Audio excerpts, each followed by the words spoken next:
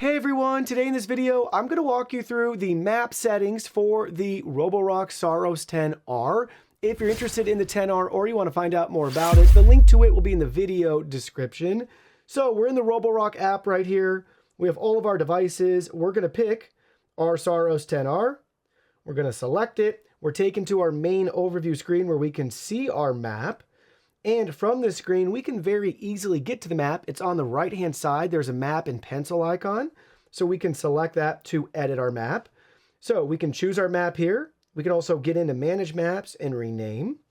We have on the opposite side that little plus map icon, and we can do a quick map for a new map.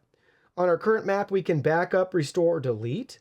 We can set no-go zones, whether that's invisible walls or the no-go zones here. Everything's drag and drop, and you can add multiples of each to really build out your map as needed.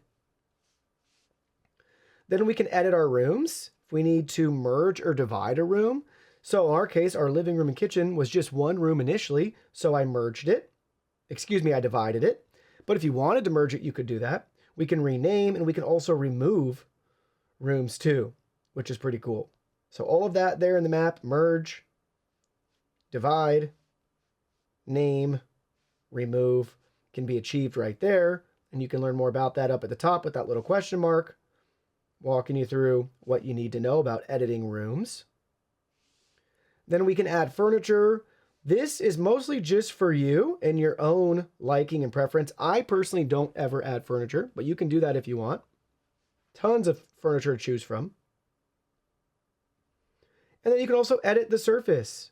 If you need to change the floor type, you can do that right there if I got it wrong. Same with carpet. We can add carpet if we needed to. Right there, boom. And you can add thresholds. So drag and drop, very simple to do what you need to do on the map. Back on this screen, next to Edit Map, we have another tab that's Map Details. We can choose if we want to view our map in 2D or 3D. And then on the 2D view, what do you want to show or not show? That can be turned on or off right there. Obstacles, furniture, floor types, room name. We could also rotate that map 90 degrees. So you have an option there to adjust it to your liking. And we can get to all of these map settings another way. So in here, Edit Map, we have our map 1. We can go to Manage Maps. And that takes us to this screen right here, which if we back out, we can hit those 3 dots in the top right-hand corner.